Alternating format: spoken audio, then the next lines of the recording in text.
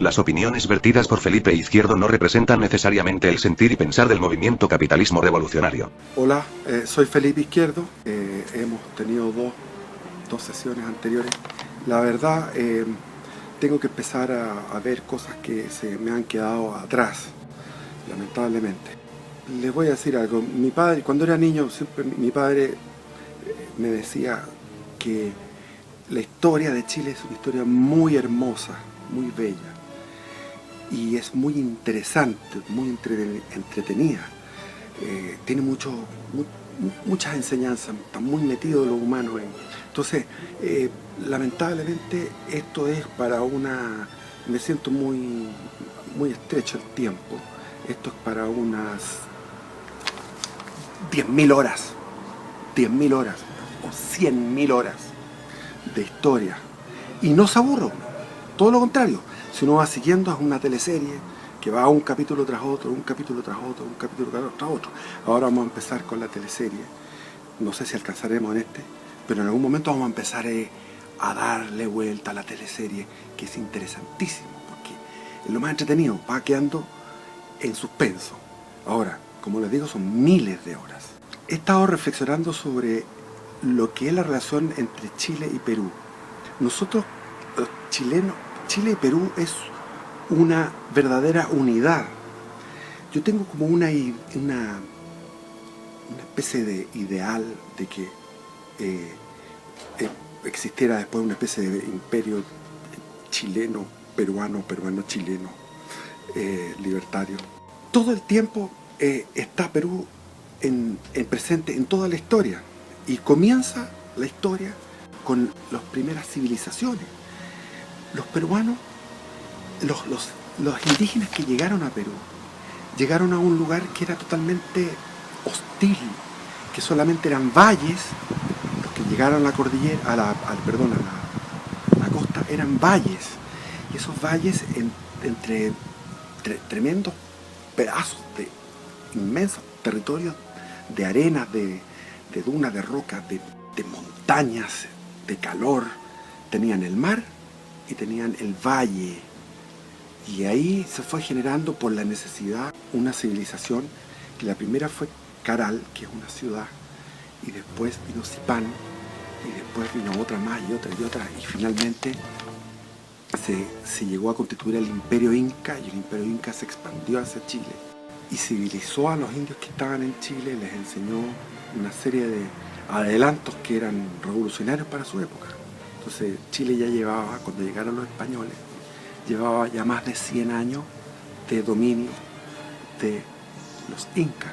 Incluso los pomaucas que hablábamos anteriormente, que están en la zona del Itata y el Biobío, en esa zona antes de los mapuches, de los araucanos propiamente tales.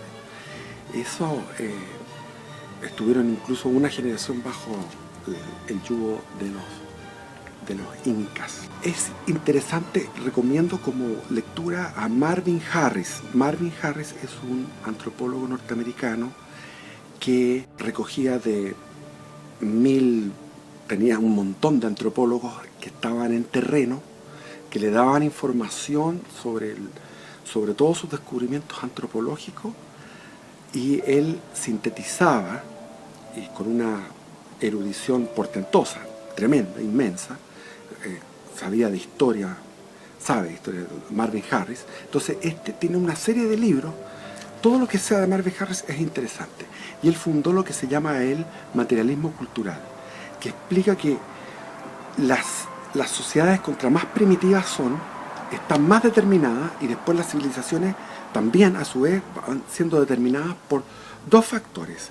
Uno, la demografía, que siempre hay una presión demográfica, y segundo es el deterioro del medio ambiente. El deterioro del medio ambiente no es de ahora, ha sido siempre. Por ejemplo, él da ejemplo de México, que en México hubo una superpoblación, hubo una presión demográfica muy grande, y empezaron, primero toda la megafauna del Pleistoceno superior se extinguió, como en todas partes del planeta. Después vinieron otras faunas más pequeñas que fueron cazando y agotando especies, hasta que al final llegaron a tener muy poco nutrición de proteína y generaron una civilización ante la necesidad de organizar y de generar excedentes y de distribuirlos. Eso llevaba al nacimiento del Estado y va mostrando cómo se va dando el nacimiento de un Estado y cuáles fueron los estados prístinos, o sea, los primeros estados. Está Egipto, está Sumeria, que es en Babilonia, o sea, en el Mesopotamia, Sumeria, está en el Valle del Indo, la civilización de los hindúes, y está en China. Y después está lo que son los mayas y están los incas. Ahora, de todas estas civilizaciones, la incaica es la más suave.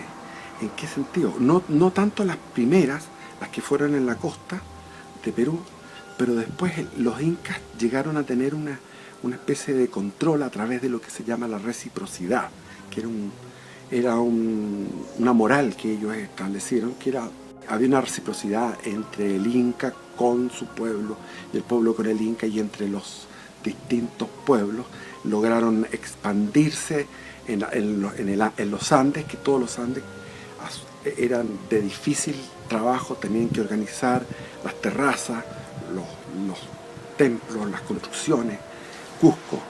Entonces Cusco se fue expandiendo de una manera, primero por la fuerza de las armas, pero al mismo tiempo porque tenían un sistema parecido a los romanos, en el sentido que aceptaban la deidad o las costumbres de ciertos pueblos, hablaban con los reyes, que estaban los reyes pequeños de una ciudad-estado en la costa peruana o más allá, hacia Quito, hacia Ecuador o hacia Bolivia, que era Tiahuanaco, etcétera, que venía en civilizaciones propias antiguas. Todas esas conquistas las hacían también mediante negociaciones. Decían, ustedes quédense aquí, siguen con su prestigio, con su poder y ganan, pero tienen que dar sí un tributo al Inca.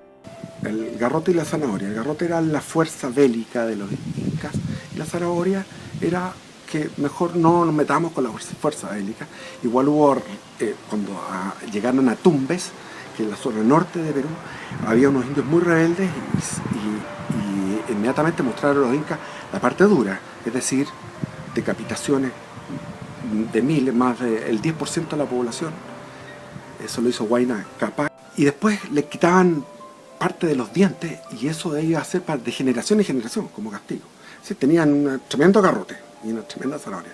Ellos llegaron a Chile, entonces Perú es una civilización prístina, original, nueva, que emergió en Sudamérica, la única, y que tiene una antigüedad semejante a la que puede ser Sumeria, es decir, estamos hablando de 3.300, 3.500 años antes de Jesucristo, 5.000 años antes de nuestra era.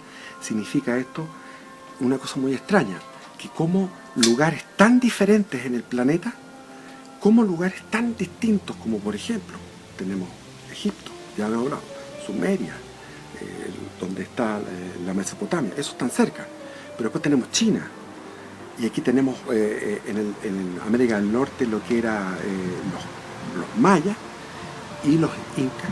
¿Cómo pueden haber sido con tan poca diferencia de tiempo haber empezado a surgir en el mismo, más o menos 1.000 años de diferencia, que no es nada en comparación con la historia de la raza humana que tiene el Homo sapiens? Hablan de 70.000 años, el Homo sapiens, el Neandertal 130.000.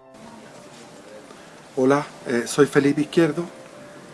Hemos tenido dos sesiones anteriores. La verdad, tengo que empezar a ver cosas que se me han quedado atrás, lamentablemente. Y bueno, el primero que organizaba esto, organizaba fiestas, entonces organizaba cosechas. Y esas cosechas empezaron a generar excedentes y él empezó a tener una guardia para cuidar los excedentes y para redistribuirlos. Se comienza a generar el Estado. El origen del Estado, hay mucha literatura, es muy interesante, porque después ya los estados vienen de estos estados prístinos, empiezan a surgir otros. Si tenemos de Sumeria y de Egipto, después ya viene lo que son los griegos, que también sería prístino, pero después vienen los romanos, ya es una colonia griega. fue una colonia griega que se independizó y después empezó a ser un imperio.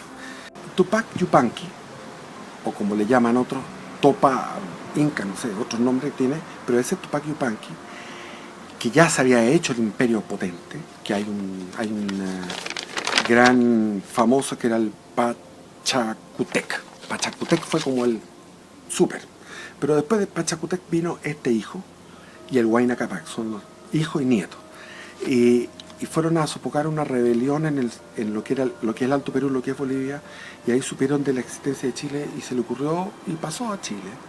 Y en Chile explorar hasta el Biobío, donde se encontraron con los mapuches y quedaron en el Biobío haciendo la misma frontera que hicieron curiosamente los españoles, que es el Biobío Laja.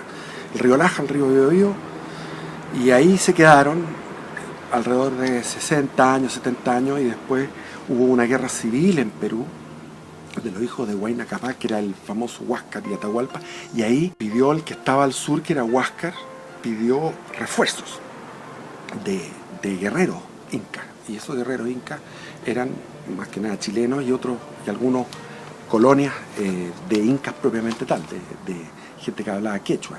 En Chile todo el mundo, o sea, desde el Biobío, toda la zona que fue originalmente conquistada por Pedro Valdivia en los primeros años, eran gente que hablaba quechua, o sea, tenían doble idioma, era el idioma de los dominadores.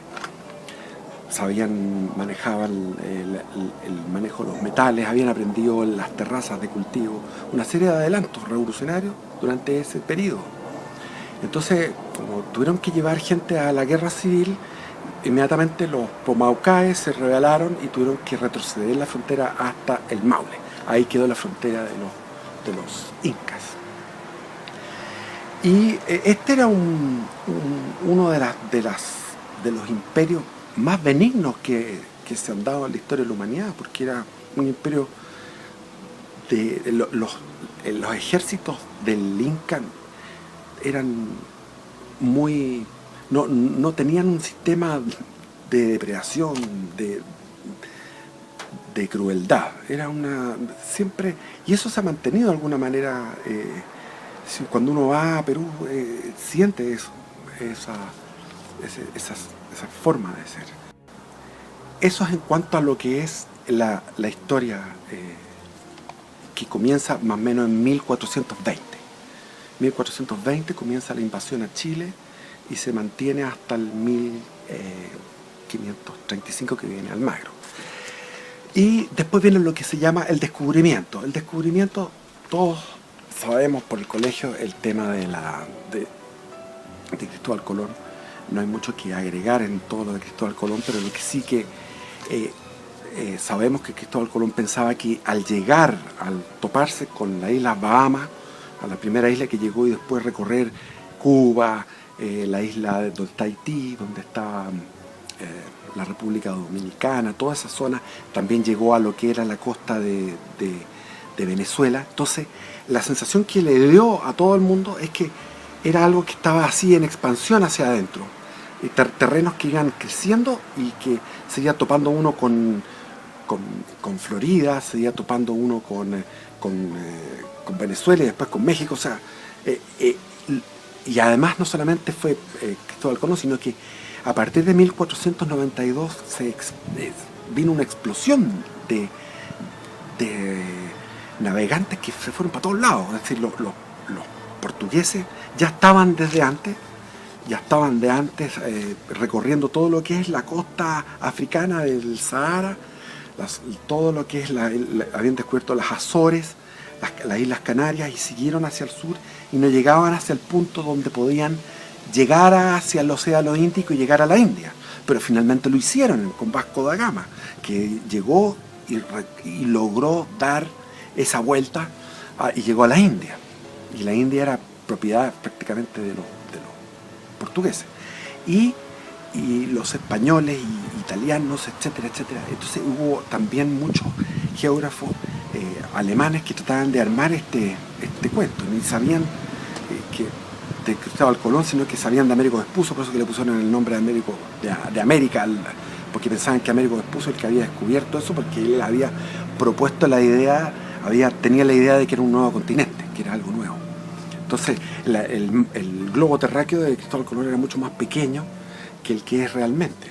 Era como la mitad, porque se suponía que íbamos a llegar en fondo a Japón, por decir que Florida, que Cuba sería Japón, para dar una idea de lo que es, de lo más pequeño que se tenía en cuenta. Vino el Papa a todo esto para poner el orden en esta expansión de codicias, porque era una expansión de codicias. Estaban todos fascinados. Por un lado estaban los aventureros, que eran codiciosos de conocer, pero también estaban los que querían hacerse millonarios. Los portugueses llegaron a la India, llegaron a las Islas Molucas, y llegaron a lo que es la Indonesia actual. Todas esas son miles de islas, y con un montón de lo que llamaban las especias, que era como un oro, en el fondo del oro, era el comercio de las especias, que venían de la India y de las Islas Molucas. Entonces había uno de estos que era un soldado que llegó a ser, por su heroísmo y por su valor y astucia, llegó a convertirse en un oficial del ejército de los expedicionarios portugueses en la India, y se llamaba Hernando de Magallanes. Hernando de Magallanes tenía una idea, pero esa idea no era una idea loca, nadie se la pescaba, nadie quería saber de esto, por lo menos en Portugal, porque en Portugal ya estaban engolosinados con toda su riqueza. Y él va hacia la casa de contratación en Sevilla, donde se organizaba todo lo que eran las cosas del Nuevo Mundo, los negocios, lo que se hacía en el Nuevo Mundo, estaba localizado en Sevilla. Él abandonó su nacionalidad junto con otro, que era, no me acuerdo el nombre en este momento, pero él era otro portugués, y los dos, Alcazaba, que llegaron a Sevilla a plantear esta idea. Y bueno, los españoles en realidad no querían más ideas, porque también estaban como locos, ellos estaban conquistando un montón de lugares. Pero América todavía no daba esa cantidad de riqueza que dio el imperio peruano. El imperio de los incas les dio una riqueza gigante, era por la cantidad de oro, porque el dios que ellos tenían era casi un monoteísmo. El dios Inti era sus lágrimas, sus reflejos en la tierra, era el oro. Entonces no había todavía una recompensa buena con respecto a la expansión que tenían los españoles en América. No estaba. Y en cambio los portugueses estaban recogiendo cualquier cantidad de beneficios económicos en los lugares que tenían, que era la India y la isla Molucas. Sin embargo, en los cálculos que sacó Hernando Magallanes, dijo las Islas Molucas, porque lo que hizo el Tratado de Tordesillas fue como partir este globo terráqueo en dos. El Papa partió en dos. Todo lo que está al oeste, toda la mitad del globo era para los españoles, y la otra mitad del globo era para los portugueses. O sea, partido en dos. Bueno, el resto, olvídense, españoles y portugueses. Entonces, según los cálculos matemáticos hasta de las latitudes, de los meridianos y todo esto, Hernando Magallanes decía que las Molucas pertenecían a España. Las Molucas están entre Indonesia y un poco corrido hacia las Filipinas, un grupo de islas. Entonces,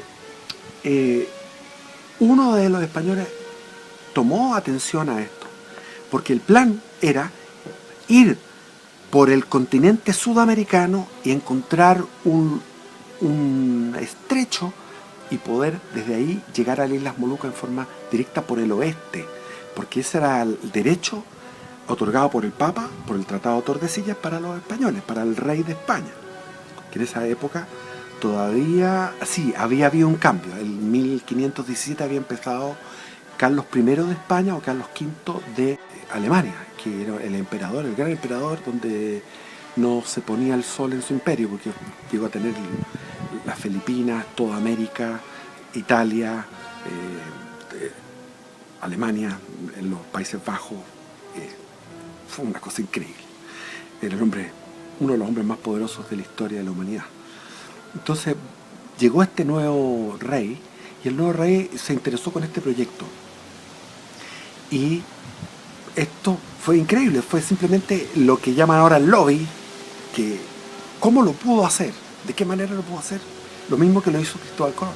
Era un tipo que tenía mucha fe en su proyecto. Y él decía cosas muy obvias, como que África terminaba para ellos como una especie de triángulo, después venía la India también era como un triángulo, después venía la Indonesia, la Indochina y la Indonesia también eran como un triángulo. Entonces, lo más lógico es que Sudamérica fuera un triángulo. Esa era la lógica. Y realmente le achuntó. Bueno, le dieron 5 naves, 260 tripulantes, y se fue hacia el lado portugués que quedaba, que la punta de el Tratado de Tordesillas agarraba la punta, o sea, agarraba lo que es de Río de Janeiro hacia el este. Pero todo lo que es la Amazonía, el Mato Grosso, todo el sur de Brasil, todo eso era español en el derecho. Bueno, y se fue, pasó por el Río de la Plata y llegó finalmente a la Patagonia, en el puerto de San Julián, que yo llegué allá, me fascinó haber llegado a ese puerto cuando estuve en la Patagonia. Es una taza de leche. El mar de la Patagonia es una taza de leche, pero total, o sea, es como estar en un lago. Sin embargo, tú pasas al otro lado, al lado chileno, es una locura. Todo lo que es son dos Patagonias tan distintas. La Patagonia argentina, la Patagonia chilena son opuestas. Una es desértica, ventosa, con este mar tranquilo, con un declive, un desnivel en el mar una pendiente muy suave. En cambio en Chile una pendiente abruptísima donde tú te encuentras bosques con glaciares y abajo fiordos con mar. Y profundidades tremendas, de 280 metros a 60 metros de distancia de la costa. En callejones, todo lleno de canales.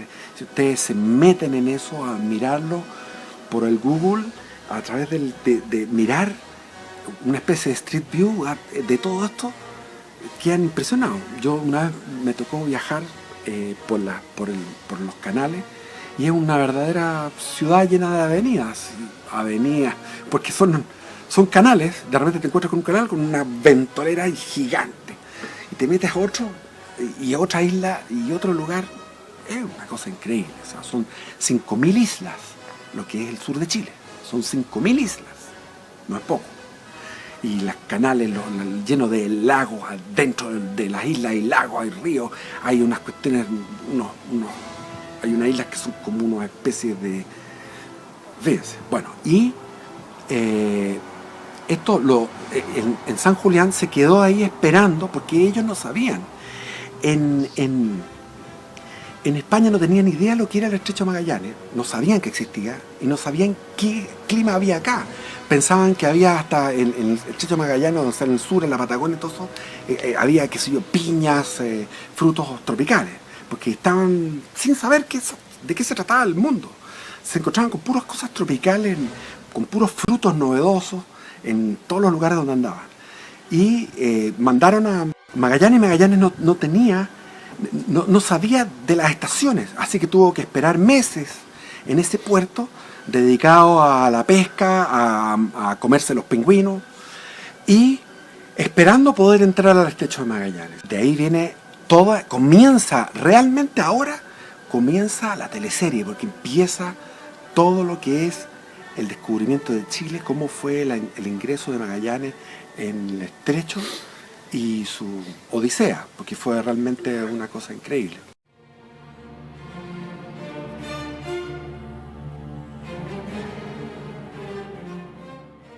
Las opiniones vertidas por Felipe Izquierdo no representan necesariamente el sentir y pensar del movimiento capitalismo revolucionario.